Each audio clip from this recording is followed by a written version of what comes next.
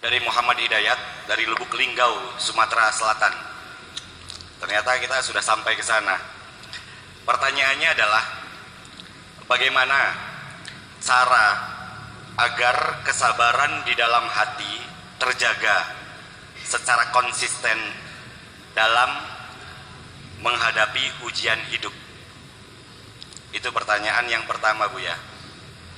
Langsung ke pertanyaan kedua dari Bondan di Denpasar, Bali. Mudah-mudahan saudara-saudara kita di Denpasar juga bisa melihat dan juga bisa banyak yang akan mengikuti kajian Buya, bukan hanya di Denpasar tapi di seluruh Indonesia khususnya dan di seluruh dunia. Amin. Oke, kita beri applause buat para youtuber yang sudah setia mendengarkan kajian Buya. Pertanyaannya, kenapa Rasulullah seakan mengajarkan kita dalam menghadapi hidup ini dengan gaya hidup miskin? Apa rahasia dibalik gaya hidup Rasulullah ini? Itu pertanyaannya, Bu ya. Oke. Pertanyaan saya koreksi, Rasulullah tidak mengajarkan kita gaya hidup miskin, tapi gaya hidup yang zuhud. Beda. Nanti saya koreksi ya. Jadi bukan miskin tapi zuhud. Zuhud itu bukan miskin. Pertanyaan pertama yaitu bagaimana kita menjaga kesabaran kita supaya bisa bersabar. Pertama, persepsi kita perbaiki dulu. Sabar itu apa? Kalau kita tidak punya persamaan persepsi, kita nggak bakal ketemu dalam berpikir ini. Betul nggak? Kalau kita bicara geblok, geblok dalam pikiranku berbeda dengan geblok pikiranmu. Dalam pikiranmu geblok itu satu geblok kain. Ya, segeblok kain itu artinya geblok itu satu bal ya, satu bal kain. Sedangkan geblok yang dalam pikiran saya itu campu, ya kan gitu, yang digodok terus ditumbuk, itu namanya geblok. Jadi geblok yang mana kan gitu, kan begitu, betul nggak? Nah, sabar juga banyak persepsi orang yang tidak sama. Ada orang mengatakan sabar itu adalah berdiam diri, ya kan, menjadi fatalisme. Artinya tidak berupaya, pokoknya ya sudah kita sabar, kita hadapi saja. Sehingga apa yang terjadi? Anak yang cules, males, yang tidak bekerja apapun, sehari-hari terserah dikasih orang oleh keluarganya, kakak adiknya, dengan nasi dan kecap saja dia makan, habis makan tidur lagi, tidak mau usaha, mendapat sanjungan. Masya Allah, kok sabar banget. Ini kan gebloknya lain, betul nggak? Saya tidak mengatakan sabar itu seperti itu. Jadi orang sabar itu bukan orang yang berdiam diri menyerah. Tetapi orang sabar itu dalam bahasa Arab, sabar itu artinya maknanya diawetkan memang.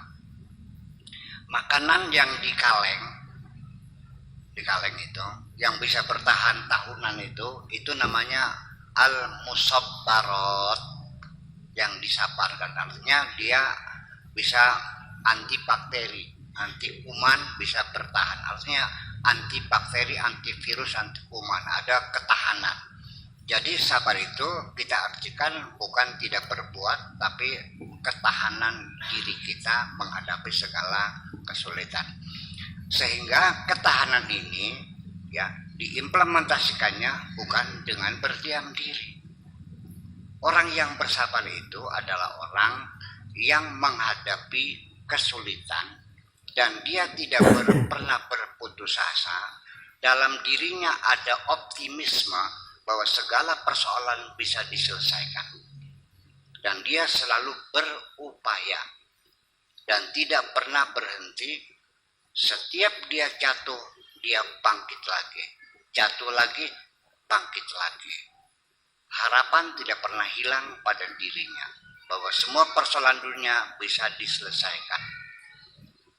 Artinya orang yang sabar itu adalah orang yang tidak pernah berputus asa, tetapi orang yang selalu mencoba terus-menerus nanti sampai akhirnya tetap orang itu tidak disebut gagal. Kenapa? Karena dia masih berupaya, masih bekerja keras.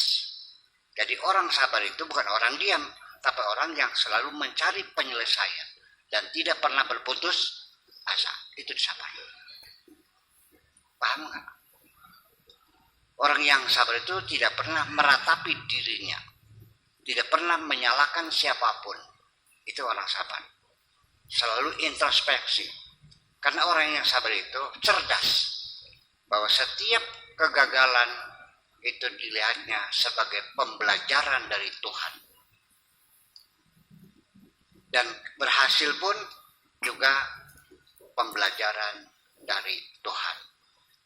Jadi ketika dia gagal, dia mendapat pelajaran yang penting supaya kesalahan itu tidak terulang kembali. Orang yang sabar tidak pernah menyalahkan siapapun ketika gagal, tetapi memilih introspeksi, mencari kesalahan-kesalahan yang dilakukan.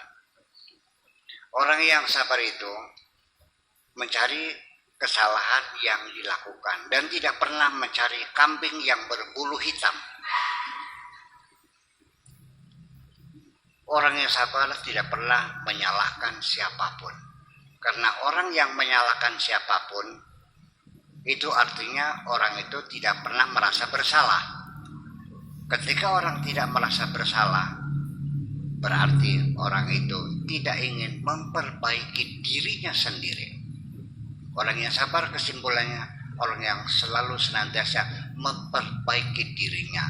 Kegagalan tidak pernah dia takuti. Yang penting aku bekerja keras, selesai.